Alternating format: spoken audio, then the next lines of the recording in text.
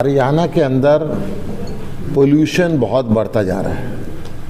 यहाँ तक पोजीशन है कि दमा, अस्थमा, टीबी की ओपीडी हरियाणा के अंदर पिछले दिनों डबल हो गई है।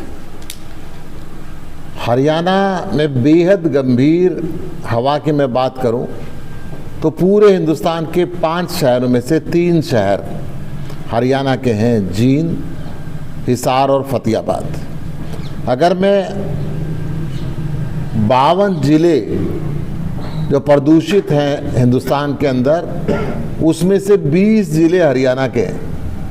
बहुत खेद की बात है, अगर मैं टॉप 20 की बात करूं तो उसमें से 6 शहर हरियाणा के हैं। और AQI 300 प्लस की अगर मैं बात करता हूं तो 17 में से 10 हरियाणा के हैं। क्यों? क्योंकि हरियाणा सरकार ने कहा था कि पराली जलाना बिल्कुल बंद करा देंगे। इसके दावे फेल होते नजर आ रहे हैं। हर रोज किसान पराली जलाने के लिए मजबूर है हरियाणा के अंदर, और करोड़ों रुपए हरियाणा सरकार ने जो इस प्रोजेक्ट के लिए माने थे वो बर्बाद होते जा रहे हैं। हरियाणा के किसानों को बेलर मशीन उपलब्ध नहीं हो पा रही है। सरकार उपलब्ध कराने में पूरी तरह विफल हो चुकी है। पराली को लेकर सरकार किसानों पे जुर्माना तो लगा रही है, परंतु किसान को राहत पहुंचाने के लिए ताकि वो पराली ना जलाए, ऐसा कोई कदम हरियाणा सरकार का उठ नहीं पा रहा है। क्योंकि किसान चाहता नहीं कि पराली जलाए, परंतु मजबूरी है उसकी, क्योंकि सरकार ने उसको कोई संसाधन उपलब्ध नहीं कराए। पराली से इस्तेमाल होके जो उद्योग लगने चाहिए थे, उनसे जो पैकेजिंग मटेरियल बनता, दूसरा बनता, हरियाणा सरकार ने उनको लगवाने के अंदर कोई पहल नहीं की। बेलर मशीन जितनी पराली को काटने के लिए चाहिए, किसान पीछे पीछे घूम रहा है, परंतु बेलर मशीन उपलब्ध नहीं हो पा रही है हरियाणा के अंदर। इंडस्ट्री की अगर मैं बात करूं, इसकी भी कोई पॉलिसी नहीं है, क्योंकि 24 घंटे बिजली मिलती नहीं है और इंडस्ट्रियलिस्ट खुलेआम जनरेटर चलाने पे मजबूर है, जिससे धुआं फैलता जा रहा है। खुलेआम डीजल के जनरेटर हरियाणा के अंदर चल रहे हैं, क्योंकि वो कहते हैं कि हमें बिजली नहीं मिल रही, हम मजबूर हैं कि जो इंडस्ट्री के अंदर लेबर है उसको दिहाड़ी देनी पड़ती है, और दिहाड़ी देने के लिए, उसकी तनख्वाह देने के लिए हमें मजबूरी में जनरेटर चलता है, जिससे गंभीर धुआं निकलता है। और हरियाणा की हालत बार बार NGT की फटकार लगने के बाद भी बेकार होती जा रही है। पूरे प्रदेश में जगह जगह कूड़े के ढेर लगे हुए हैं, जिनसे जहरीली हवा फैलती जा रही है। कैंसर जैसी बीमारियां रिपोर्टेड की जा रही है। जो अरावली के अंदर, गुड़गावा के अंदर कूड़े का पहाड़ है, लगातार उसमें से जो जहरीली गैस निकल रही है। जो बंदवाड़ी गांव है, उस गांव के लोगों को जाकर देखें तो हर घर के अंदर कैंसर की स्थिति आ चुकी है। हरियाणा सरकार की इस विफलता की वजह से छोटे बच्चों के अंदर ये बीमारी अब घर लेने लगी है कि दमे की बीमारी, सांस की बीमारी, टीबी की बीमारी।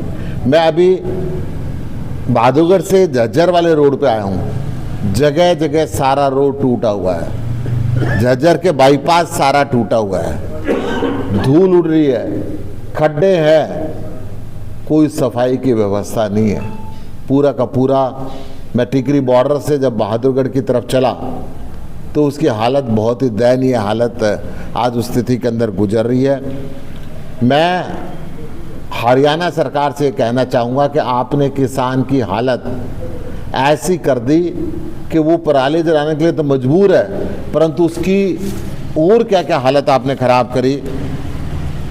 हरियाणा के अंदर किसानों पे कर्ज बढ़ता जा रहा है।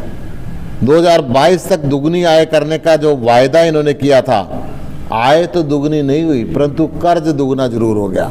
हरियाणा के अंदर 2014 में किसानों पे 9.6 लाख करोड़ रुपए का कर्जा था, जो 2023 में 23.44 लाख करोड़ रुपए हो गया। 4 गुना कर्जा हरियाणा के अंदर हो गया। पूरे बजट पे हरियाणा सरकार खेती के लिए केवल 3.9% बजट लगाती है, जबकि हरियाणा के अंदर 60% आबादी कृषि पर आधारित है। कृषि से इतनी नफरत हरियाणा सरकार को क्यों होगी कि जो बजट हरियाणा का है, हरियाणा सरकार का कुल 7342 करोड़ रुपए का बजट है, कुल 3.9%, ये लगता है 60% एग्रीकल्चर पे आधारित आबादी है, उसके लिए हरियाणा सरकार का कोई वो नहीं है। एमएसपी का वायदा करके इन्होंने यू टर्न ले लिया। प्रधानमंत्री ने जब 750 से ऊपर किसानों ने शहादत दी और बॉर्डर पर बैठे रहे तो एमएसपी का वायदा किया था, परंतु आज तक संसद में एक शब्द उसके लिए नहीं बोला। लाखों एकड़ जमीन हरियाणा के अंदर पानी में जमी जोंद हो गई है, उस पर फसल नहीं उगती, परंतु उसको पानी को निकालने का, मैं हिसार जिले के अंदर बैठा हूँ, झज्जर जिले के अंदर बैठा हूँ, झज्जर जिले के अंदर ही पास के गांव में मैं गया हूँ कि ज़मीन बहुत पानी में डूबी हुई है, परंतु हरियाणा सरकार उसको निकालने के अंदर कोई भी इंटरेस्ट नहीं ले रही है। फसल खराब हो जाती है, मुआवजा 2-2 साल नहीं मिलता। अभी जमुना का रेत खेतों पर चढ़ गया, पिछली फसल खराब हुई, अगला रेत उठाने।